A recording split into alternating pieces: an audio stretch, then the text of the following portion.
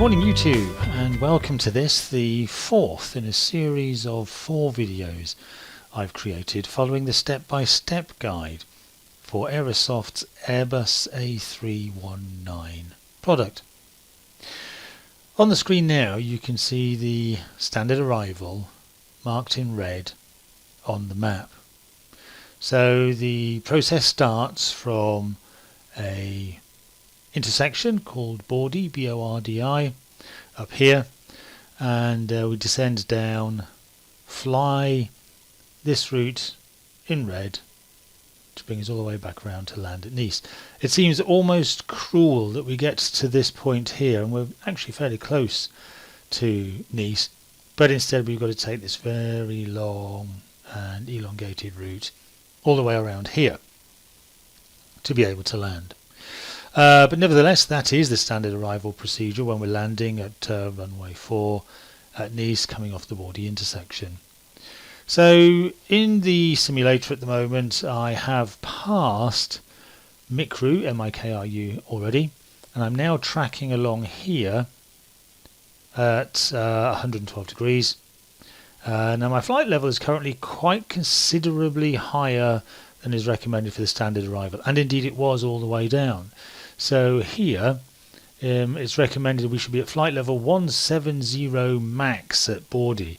In fact, we were much higher than that at that stage. Now of course this is a simulator and it's not a big deal, but in case you're looking at that and thinking, oh no, I'm going through the step-by-step guide incorrectly, I don't think you are.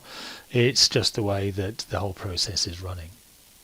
So as I say, we've passed Mikru now, and we're along the leg here, as you can see down here on the ND scope on the aircraft.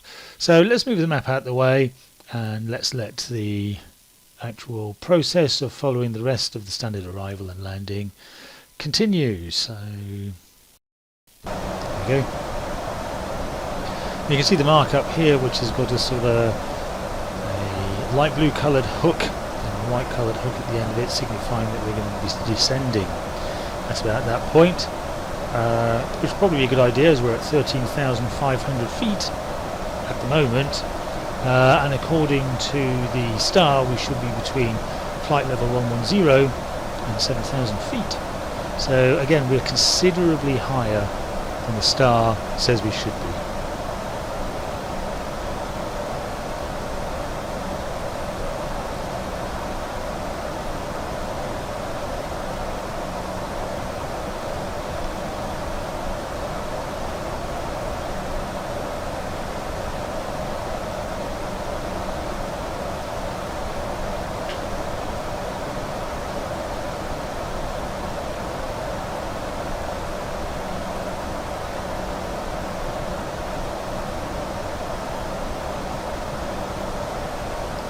Not an awful lot to do really at this stage, of course, as it was indeed for entire cruise. We're pretty much sitting back and monitoring everything, letting the flight deck crew do most of the work, and we're just monitoring to see how it goes. It's kind of a nice introduction, of course, to doing this. We can learn how the procedures go and then take the position of the first officer or the captain at a later stage, disabling the help we get from the checklists that we do, and indeed the standing co-pilot.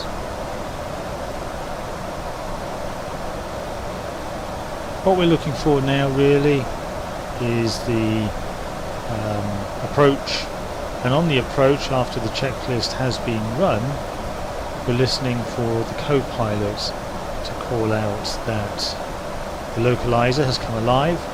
Actually, that would be on the finals checklist, not the approach checklist. Passing 10,000 feet. Lights on. And once they do that, I keep waiting for her to finish talking, and then as soon as I think she has, she talks again. When we're on the finals checklist, after it's finished, the first officer will announce that the localizer has come alive. At that stage, we'll push the approach button. But other than that, it's all fairly easy going for us, right up until we get to the point where we need to switch off the autopilot at the decision height and then fly the last couple of 100 feet of altitude down into the runway ourselves. I will tell you from the few times I've tried this so far, you need to be fairly adept at chopping the throttle at the right time. If you don't, you'll get an incredibly interesting bounce, helped no doubt by the aircraft announcing that you've now got a long landing, and eventually you'll come back down and touch the runway again. It seems to be fairly forgiving though, it doesn't just wipe you out, which is nice, but it is a bit embarrassing nonetheless. Now, as you can probably tell, I've done this a couple of times myself while I've been creating this step-by-step guide. So I'm hoping this time it's going to work okay. If it looks great, I'll be delighted. If not, I may be making this video yet again. Let's see how we do. I haven't mentioned it in other videos, the clouds that you can see we're flying through here at the moment, they're provided courtesy of Rex for Essentials. They're not the standard ones that come with FSX. Fairly decent, and they add a bit more immersion into our simulation hobby, which is no bad thing.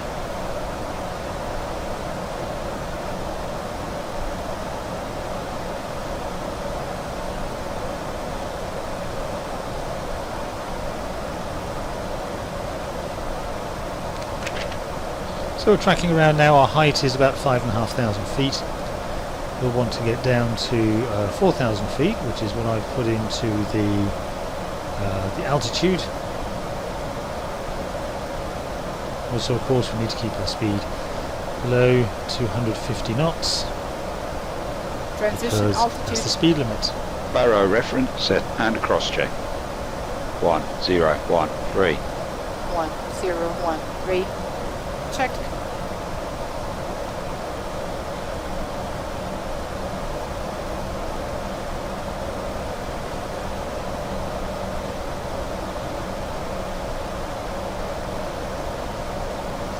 If you're watching this wondering how on earth did he get to this phase, all I wanted to do was to learn about the star and landing. There are 3 other videos in this series that bring us to this point here. The first one is the preparation video, that lasts about 20 minutes long and shows all the processes necessary to get our Airbus started up and ready to taxi. The second one is the taxi, takeoff and standard instrument departure. I think that lasts about 20 minutes as well. The third one is the cruise video, and that's a very, very short one because most of the thing is automated and not much point in sitting watching the lovely scenery fly by. So I've only made mention of the top of climb, some of the things we need to do in the cruise, and then the top of descent. And that then finally brings you into this video, the 4th and final one in the series, which is the standard arrival and the landing at Nice Airport.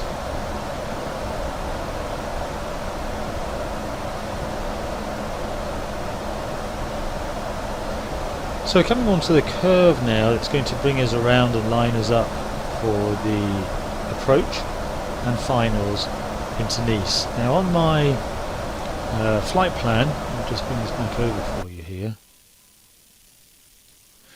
This is described as being 24 NIZ. Now I think that's a reference to an arc at a distance of 24 miles from the NIZ VOR. I don't know for sure, perhaps you can let me know in the comments if that is right, but I think that's what it's trying to describe there, so that we're keeping equidistance away from the VOR to bring us into the right position over here. Incidentally, when we do roll out of this arc, you'll see that there is an airfield right ahead of us. Now when I first came across that, I was a bit concerned. I thought, oh, we're not in a good shape to be able to land there, until I realised that that was Cannes and not Nice Airport, which is of course much further away down the approach and finals. So if you do see it, don't panic.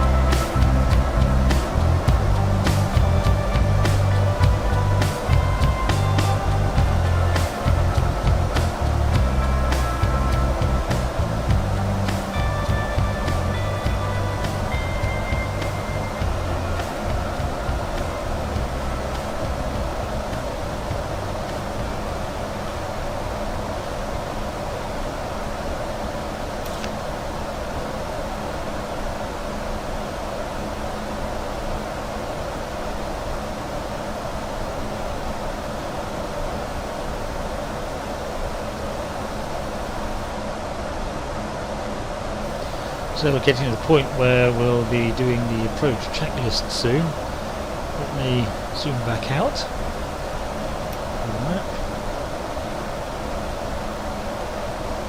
We're approximately 12 miles away from NIZ 27. At least I think that's what it says. It's quite small on the screen.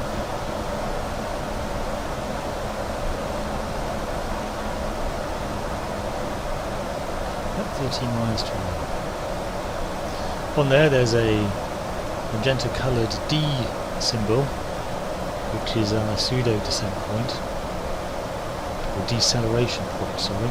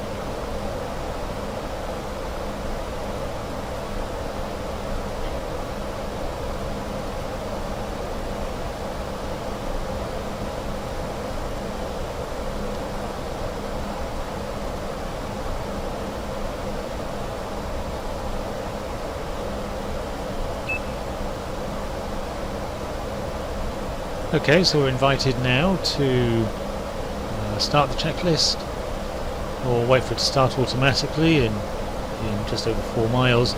I'll select it manually and key 1. Approach checklist. Beacon status. Checked. Sliding tables. Stowed. Stowed. Cabin signs. Checked. Nav accuracy. Checked. Bearer reference. Checked. 1013. 1013. Checked. Checklist complete. Okay, with that done, I'm going to activate the approach phase now, the information from it for which Flight attendants, prepare for landing. the information for which we set up during the cruise. So, scooch over to the captain's MCDU, select it and confirm it. And that's entered.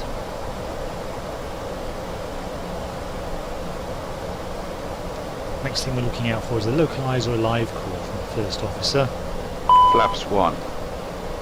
Speed check. Flaps 1.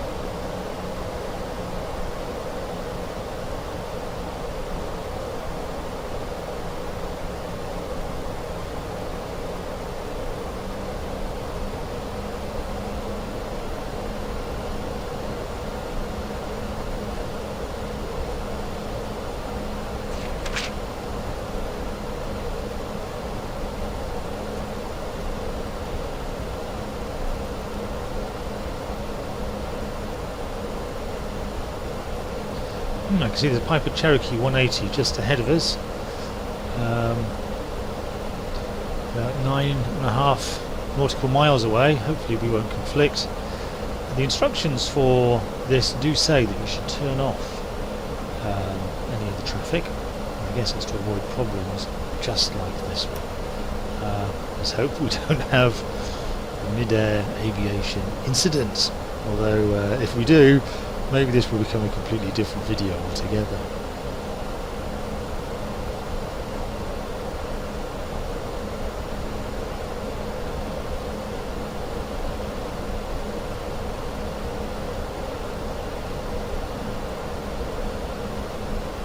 Interesting, he's 8 miles away and descending quickly, so I'm hoping that he's going into Cannes Airport, given that he is so low.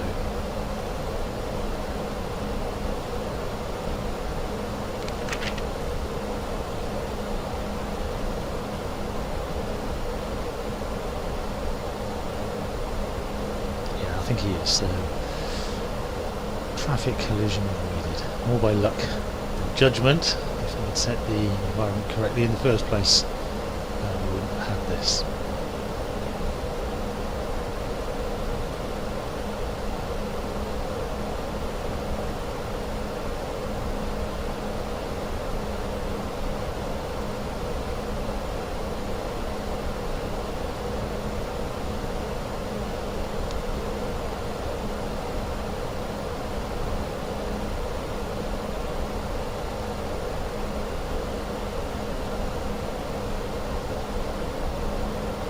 Localizer alive. There's the call. We'll push the approach button. Glide slope alive. Localizer captured.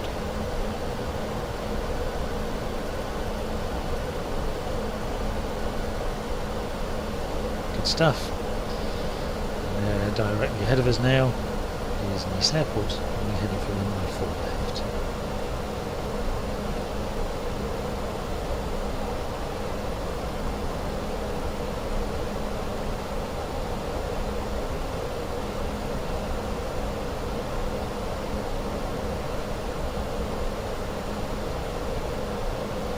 Again, not much for us to do here. Flight deck crew are doing it all for us. We've just got the panic and fear bit of the last 200 feet of the descent onto the runway.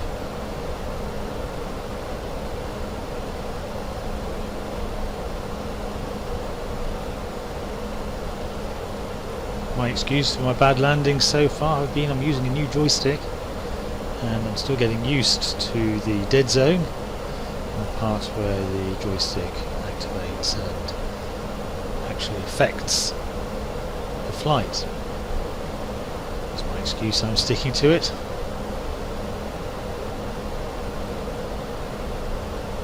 Indeed, looks like we have another aircraft in front Glide of us. slope captured.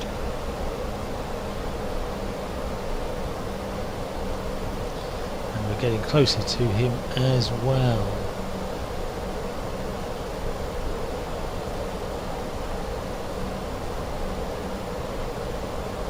Luckily he's climbing away though, so hopefully it won't become a conflict either.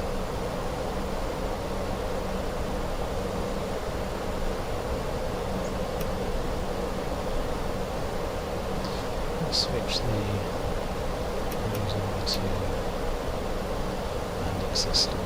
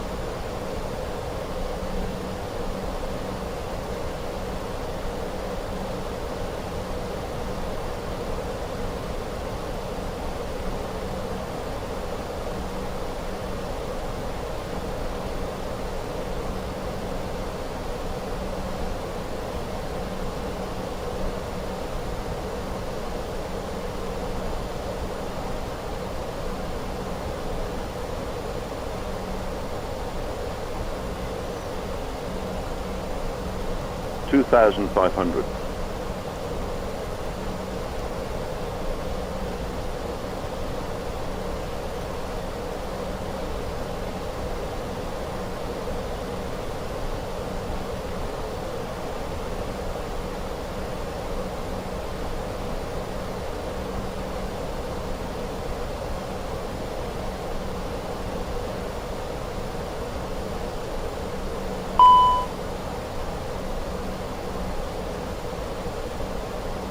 Flaps 2. Speed check. Flaps 2. Gear down. Gear down.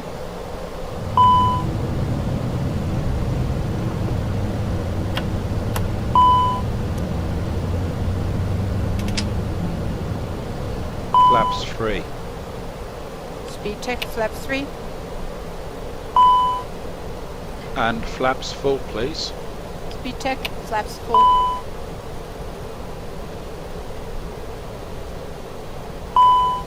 Landing checklist, please. Landing gear. Down and locked. 3 green. Ground spoilers. Checked and armed. Auto brakes. Medium. Exterior lights.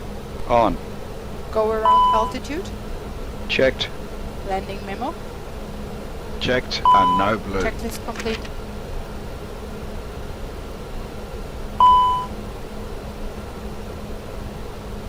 That's interesting. The caution you can see flashing here is the auto flight saying that the auto throttle is limited, which is great because all I had tried to do was with my manual throttle have it back near the point where 1,000. it would engage reverse thrust, But doing that's clearly upset it, so I put it back into the climb state, but it's clearly still unhappy. I don't know if that's a bug or if that's the way it would normally activate. But interestingly also, when they went through the checklist, there was no report from the captain that there were any issues on the landing memo. Approaching 04 left. Let's see how we do.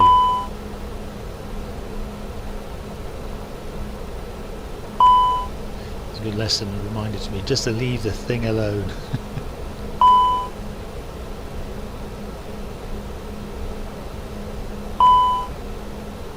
$500.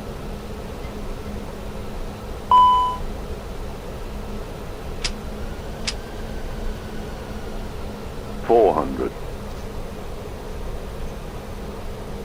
I swatched between two different modes on the throttles there, see if that would quieten the caution, 300. and it seems to have done the trick. 100 above.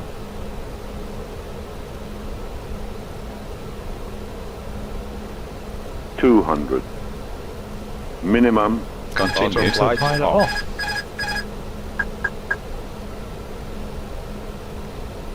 100. 70, 60, 50, 40, 30, So flaring 20. now. Retard, retard, And close retard. throttles. Ground spoilers.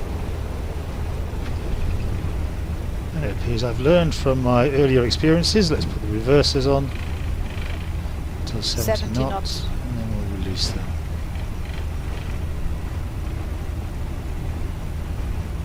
Manual brakes. Auto brakes off.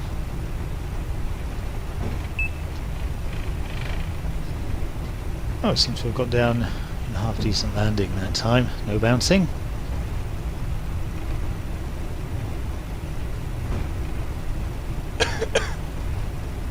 Now we just need to taxi our way back to the gate.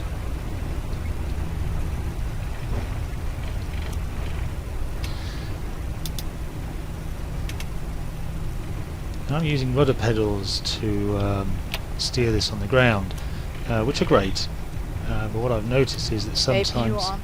the turning circle isn't great, And the after landing checklist, please. but using the brake Exterior lights. will tighten the turn. Checked. Ground spoilers. Set off. Engine mode selector. Checked. Normal. Flaps. Checked. Retracted. TCAS. Checked. Standby. Brake temperature. Checked. APU. On. Checklist complete.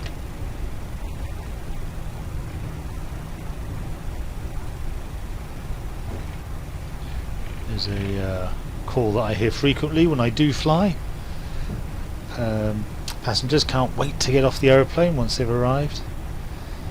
Flight attendants have to remind them nicely to please remain seated when the rush starts to get away.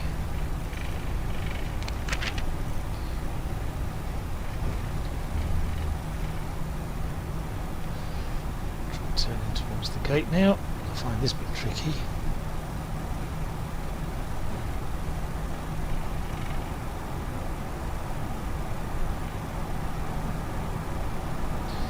Do very well there, still.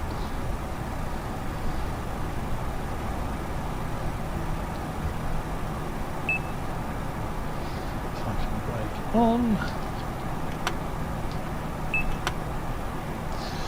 Good to go. Okay, let's turn the engines off.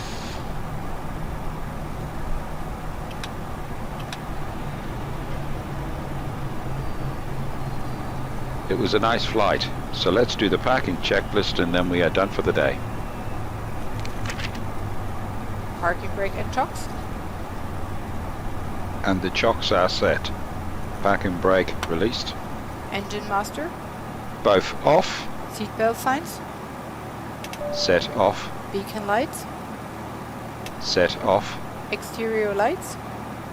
Set off. Anti-ice. Off. Fuel pumps. Set off. Checklist complete.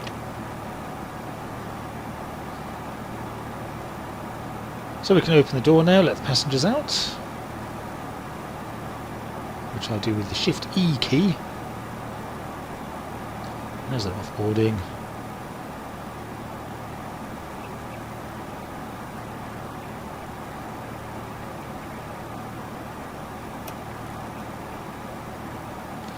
I'm going to turn the switches off in reverse order of how I had turned them on.